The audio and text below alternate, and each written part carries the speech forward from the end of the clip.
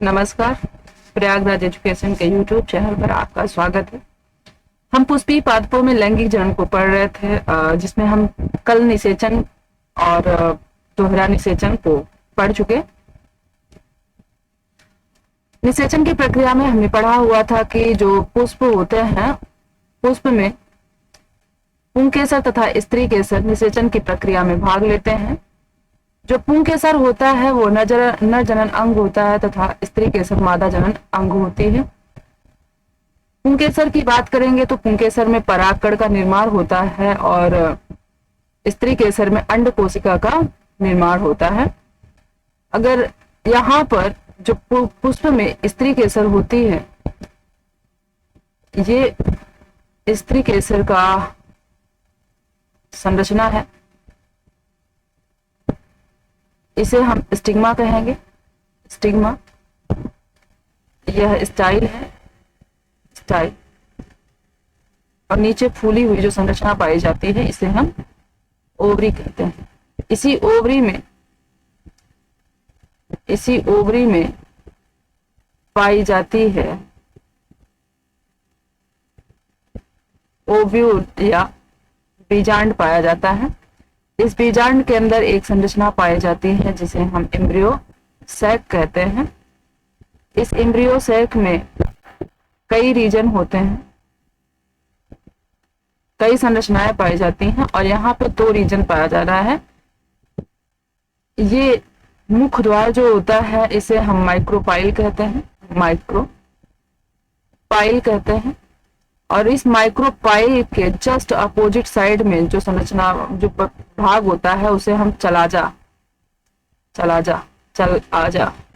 कहते हैं। चलाजा की तरफ, अब इस एम्ब्रियो सैक की संरचना की अगर हम बात करते हैं तो इस एम्ब्रियो सैक में 3 कोशिकाएं चलाजा की तरफ पाई जाती हैं और 3 कोशिकाएं माइक्रोपाइल की तरफ पाई जाती हैं। जो कोशिकाएं चलाजा की तरफ पाई जाती हैं उसे हम एंटीपोडल सेल कहते हैं और जो कोशिकाएं माइक्रोपाइल की तरफ पाई जाती हैं उसे हम एग एपरेटस कहते हैं। और इस एग एपरेटस में 3 कोशिकाएं होती हैं, जिसमें से एक सिनर्जिड सेल होती है, दूसरी और 2 सिनर्जिड सेल होती हैं और एक कोशिका होती है या अंड कोशिका होती है। कल हमने पढ़ा था कि, रिकॉल कर रहे हैं, कल हमने पढ़ा था कि ये एक एम्ब्रियो सैक है जिसमें चलाजा रीजन की तरफ 3 कोशिकाएं हैं जिसे हम अंड कोशिका, एंटीपोडल सेल कहेंगे, एंटीपोडल एपरेटस, और 2 कोशिकाएं जो माइक्रोपाइल की तरफ पाई जाती हैं उसे हम सिनर्जिड सेल, और एक पीछे की तरफ पाई जा रही जिसे हम अंड कोशिका कहेंगे। ये एग सेल है, एग सेल, और ये दोनों सिनर्जिड सेल होते हैं, सिनर्जिड सेल होती हैं। बीच में 2 केंद्रक पाए जाते हैं जिसे हम पोलर न्यूक्लियस कहते हैं। ठीक है, अगर बात किया जाए ये डेवलप्ड एम्ब्रियो जो होता है, पूरी तरह से पूर्ण रूप से विकसित एम्ब्रियो कैसा होता है, यह 7 सेल्ड 8 न्यूक्लिएट होता है। काउंट कर लेते हैं, न्यूक्लियस की बात करेंगे, 1 2 3 न्यूक्लियस जो पाए जा रहे हैं वो किधर पाए जा रहे हैं, एंटीपोडल एपरेटस में पाए जा रहे हैं, और 3 न्यूक्लियस एग एपरेटस में पाए जा रहे हैं, तो जिसमें से 2 सिनर्जिड सेल हैं और एक सेल पाई जाती है। ये 3 और ये 3 दोनों मिला के 6 हो गए, और बीच में जो 2 सेकेंडरी न्यूक्लियस पाए जा रहे हैं, बीच में 2 सेकेंडरी न्यूक्लियस पाया जा रहा है, यह दोनों मिलके कितने हो जा रहे हैं, 8 हो जा रहे हैं। अब 7 सेल्ड क्यों कहा जा रहा है, 7 सेल्ड इसलिए कहा जा रहा है कि यहाँ पर जो 3 केंद्रक हैं एंटीपोडल की तरफ, वो अलग अलग कोशिका का रूप ले लेते हैं, और एग एपरेटस में जो 3 कोशिकाएं हैं वो भी एक अलग अलग कोशिका में सेपरेट हो जाती हैं। और बीच में जो बचा हुआ दो न्यूक्लियस है वो दोनों कोई अलग अलग कोशिका नहीं बनाते, वो दोनों एक साथ एक ही कोशिका में रह रहे हैं। इस वजह से यह 7 सेल्ड और 8 न्यूक्लिएट होता है। न्यूक्लियस काउंट कर लिया हमने, 1 2 3 4 5 6 7 8, 8 न्यूक्लियस हो गए। और सेल की बात करेंगे तो सेल 1 2 3 4 5 6 और दो यहाँ पे दो यहाँ पे एक साथ रह रही है, तो ये वाला पूरा जो है, ये पूरा भाग यहाँ से लेके ये पूरा एक कोशिका का प्रतिनिधित्व कर रहा है, तो इसे एक कोशिका कहेंगे।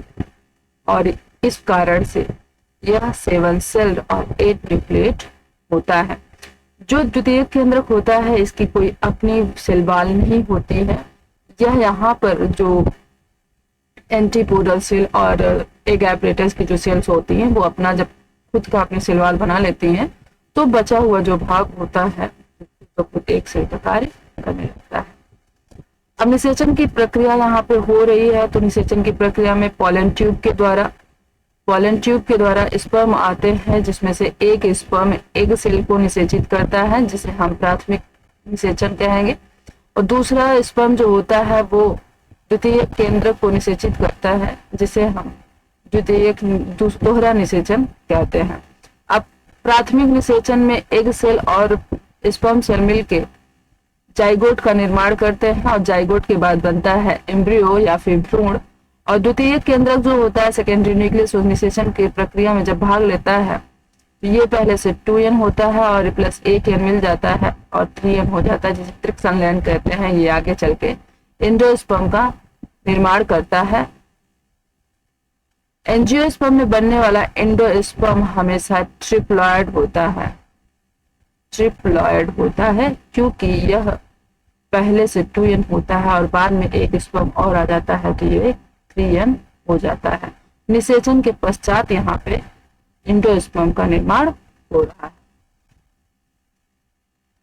अभी निषेचन के पश्चात कौन सी घटना होती है, तो निषेचन के पश्चात फल बनने का प्रक्रिया शुरू हो जाता है।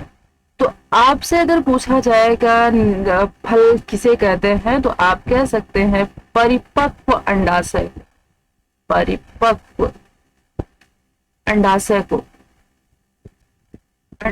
को फल कहते हैं। ठीक है, फल क्या है? परिपक्व अंडाशय जो होता है उसे हम फल कहते हैं। निषेचन के बाद बीज में तथा अंडाशय पूरा फल में परिवर्तित हो जाता है। तो जो ओव्यूल है वो किस में परिवर्तित हो जाएगा? ये जो ओव्यूल है, ये यहाँ से ये पूरा ओव्यूल है, पूरा ये ओव्यूल, ये किस में परिवर्तित हो जाएगा? बीज में। और ये पूरी ओवरी किस में परिवर्तित हो जाएगी? फल में परिवर्तित हो जाती है। ठीक है, उसके बाद जब यहाँ पर निषेचन की प्रक्रिया हो रही है, n+n मतलब एक एग सेल और एक स्पर्म जब मिलते हैं तो बनता है जाइगोट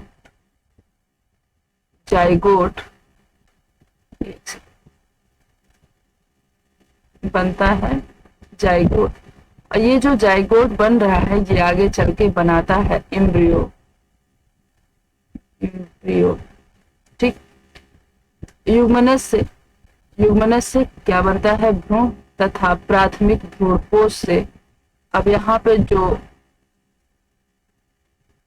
एंडोस्पर्म है, प्राइमरी एंडोस्पर्म, ये पहले प्राइमरी एंडोस्पर्म में परिवर्तित हो जाता है, बाद में परिपक्व भ्रूण बनाता है। वही बात इसमें लिखी गई है, प्राथमिक भ्रूणपोष से भ्रूणपोष का निर्माण होता है। भ्रूणपोष को एंडोस्पर्म भी कहा जाता है।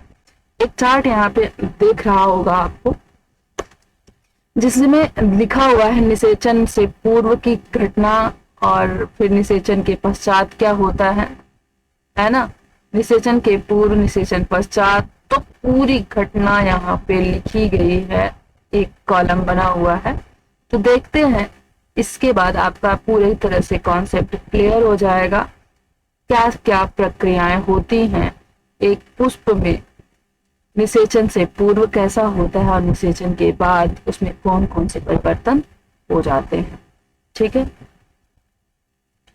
अब निषेचन के पूर्व जो इसमें पुष्प है, पुष्प में क्या क्या पाया जा रहा है, केसर, बाह्य दल, अंडाशय भित्ति, बीजांड, बाहरी आवरण। तो फूल जो होता है निषेचन की प्रक्रिया के बाद उसमें से कुछ चीजें जो होती हैं समाप्त हो जाती हैं और बाद में वह जो उसमें ओवरी होती है, जो उसका क्या कहते हैं गाइनोसियम होता है, पूरी ओवरी फल में परिवर्तित हो जाती है। ठीक है, पुंकेसर, पुंकेसर गिर जाते हैं निषेचन की प्रक्रिया के पश्चात। निषेचन से पूर्व पुंकेसर इसमें पाया जा रहा होता है, लेकिन निषेचन की प्रक्रिया के बाद पुंकेसर क्या होता है, गिर जाता है। ठीक है, फिर उसके बाद बाह्य दल की बात करेंगे तो बाह्य दल भी कभी कभी गिर जाता है और कभी कभी लगा रहता है। लगा कहाँ पे रहता है, तो एक फैमिली है, प्लांट की एक फैमिली है जो सोलेनेसी फैमिली, उसमें पूरे जीवन काल ये बाह्य दल उस फल में, मतलब जो फ्रूट्स बनते हैं उस पौधे में, उसमें लगे रहते हैं। जिसमें आपने देखा होगा जैसे मिर्च और टमाटर, मकोए, है ना, ये सभी उसी फैमिली के प्लांट हैं।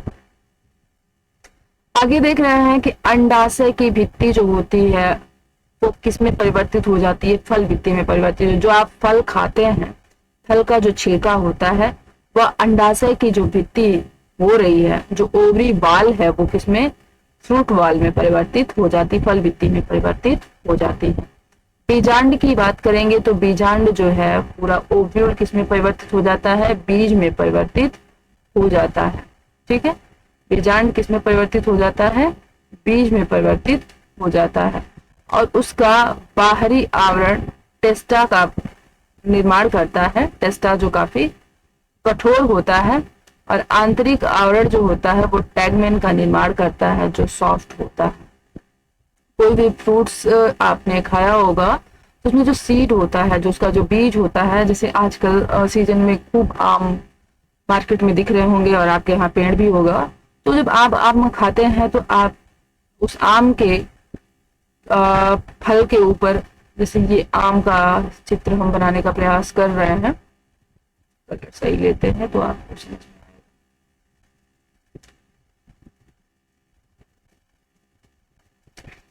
ठीक है, मानते हैं कि ये एक आम का फल है।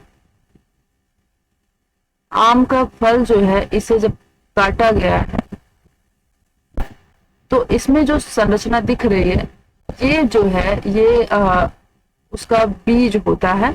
बीज के ऊपर एक कठोर आवरण इसमें आम में पाया जाता है। ठीक है, अब जो कठोर आवरण होता है वो क्या है, बाहरी आवरण है उसका, जो टेस्टा है। अब इसके अंदर एक सॉफ्ट संरचना पाई जाती है जो क्या होती है, टैगमेन होती है। कोई भी फ्रूट्स आप खाएंगे उसमें जो सीड होता है, सब में ऐसा ही होता है, मैक्सिमम जो पौधे होते हैं उसमें एक सबसे बाहर की आवरण। नींबू भी, आप नींबू का भी छिलका उतारेंगे और फिर उसके बाद जब उसको उसका रस निकाल लेंगे तो उसमें जो बीज निकलेगा, बीज के ऊपर सबसे ऊपर की तरफ जो कवर होती है वो भी काफी हार्ड होती है और अंदर वो सॉफ्ट होता है। तो जो हार्ड होता है उसे हम टेस्टा कहते हैं, जो सॉफ्ट होता है उसे हम टैगमेन कहते हैं। फिर हम बात करते हैं फ्यूनिकिल की। फ्यूनिकिल जो संरचना होती है, जैसे ये इस ओवरी में ये जो बीजांड है, बीजांड की ये जो संरचना दिखाई दे रही है, ये है ना, इसे हम फ्यूनिकल कहते हैं।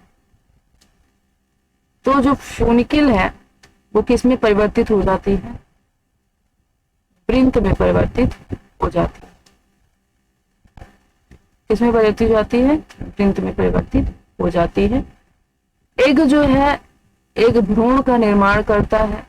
जो इसमें अंड से एग सेल पाई जा रही है वो किसका निर्माण कर रही है, भ्रूण का निर्माण करती है।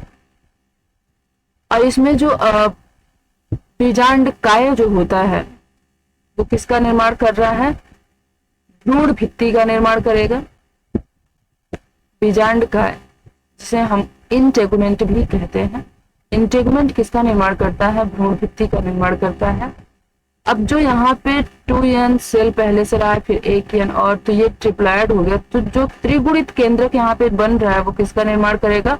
भ्रूणपोष का। और यही भ्रूणपोष ये बनने वाले भ्रूण को पूरे जीवन काल पोषण प्रदान करता है। ठीक है, आगे इसमें दिया गया है एंटीपोडल सेल। एंटीपोडल सेल समाप्त हो जाती है, उसका कोई फंक्शन नहीं है। और सिनर्जिड सेल जो होती हैं वो क्या होती है? वो भी निषेचन की प्रक्रिया के दौरान नष्ट हो जाती है। तो इससे आपको काफी चीजें क्लियर हो गई होंगी कि निषेचन से पहले कौन कौन सी अवश्य संरचनाएं पाई जाती हैं, और निषेचन की प्रक्रिया के बाद कौन कौन सी संरचना रहती है और कौन कौन सी संरचना समाप्त हो जाती है। ठीक है, इससे आपको काफी चीजें समझ में आ गई होंगी। आज के लिए इतना ही। ये वीडियो अगर आपको पसंद आता है तो वीडियो को लाइक करिए, चैनल को सब्सक्राइब जरूर कर लीजिए, क्योंकि अगर आप चैनल को सब्सक्राइब करेंगे तभी आपको अगले वीडियो का नोटिफिकेशन आपको मिल पाएगा। और ज्यादा से ज्यादा अपने दोस्तों को शेयर करिए। इस वीडियो में अगर आपको कोई भी चीज ऐसी हो जो पसंद नहीं आई हो या फिर समझ में नहीं आई हो, आप कमेंट बॉक्स में कमेंट जरूर करिएगा। वीडियो देखने के लिए धन्यवाद।